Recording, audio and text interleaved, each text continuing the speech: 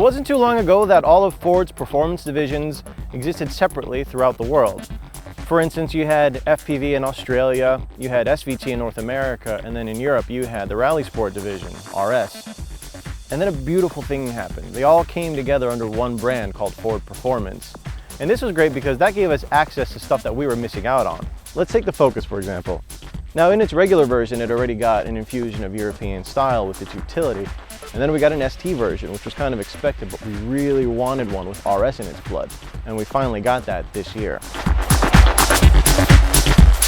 The Focus RS has 320 horsepower and all-wheel drive, which means that there's a more focus on performance, but that doesn't mean Ford forgot we want to have fun with it. Let me put it to you this way. In this car, drifting isn't so much a suggestion as it is one of the hardwired drive modes. The 2016 Focus RS is Ford's stalwart hatchback after it's been injected with the Captain America Super Soldier serum. A 2.3-liter 4-cylinder EcoBoost engine pumps out 350 horsepower and just as many pounds-feet of torque. Through a 6-speed manual transmission, power is delivered to all 4 wheels with a dynamic torque vectoring system that can shift 100% of the torque to either the front or the back. From the outset, the RS doesn't depart too wildly from the basic 4-door hatch shape of the standard Focus, but there have been some obvious tweaks. In the front, there are several imposing air apertures which provide important cooling functions to the car. The large intakes on the side, along with an aero blade under the bodywork, cools the brakes from 3 different directions. Brake calipers sport body-matching paint as they peek from behind the gloss black 19-inch alloy wheels, fitted with Michelin Pilot Sport Cup 2 tires. Along the back, the RS reveals a large air diffuser at the bottom and a hard-to-miss wing at the top, RS proudly embossed on the pillar. The interior follows the same theme of tacking on features of the standard model, which seats 5 but feels very closed in. The boost gauges carry over from the ST with all the gauges glowing in specific RS blue tone. Recaro Sport seats are shod with Alcantara and emblazoned with RS badges, and the interior has Ford Sync 3 fitted for all your entertainment and navigational needs. The RS has track apps that can be accessed through the information screen seated in the gauge cluster, where things like launch control can be accessed. Of course, Drive Select has 2 fun time modes included, Track and Drift. That's right, Drift mode is hardwired in the Focus RS.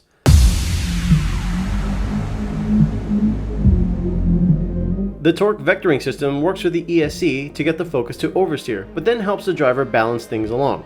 Keep in mind it's not push-button drifting. The driver can still kind of muck it up. Here's how it breaks down. Getting a car to slide is all about countersteering and throttle control. It's not particularly easy, and that's why the guys who do it are impressive, and the guys who can't ruin cars and coffee events. This makes feathering the throttle way easier, so you can concentrate on pointing the Focus to where you want it to go. On the track, the Focus RS is extremely forgivable when tossed around. Ham-fist the inputs and the RS just powers through all your mistakes as you scrub violently through corners. The toggle on the indicator stalk allows dampers to be firmed up or softened, and the difference is quite tangible.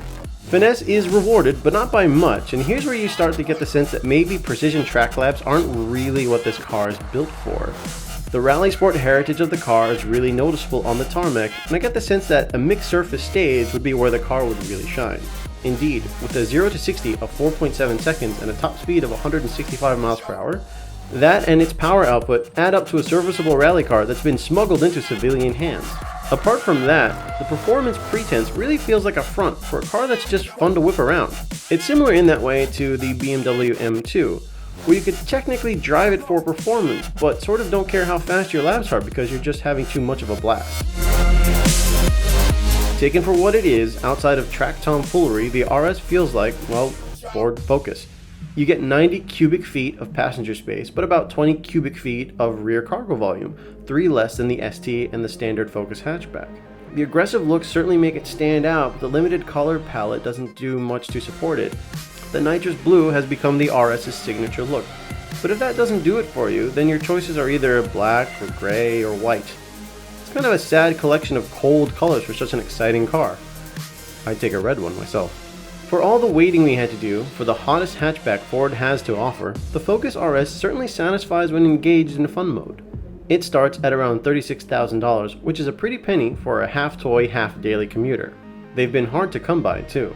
Nevertheless, when driving conditions become less than ideal, I'd like to take the Focus RS for another spin and really give it a chance to shine.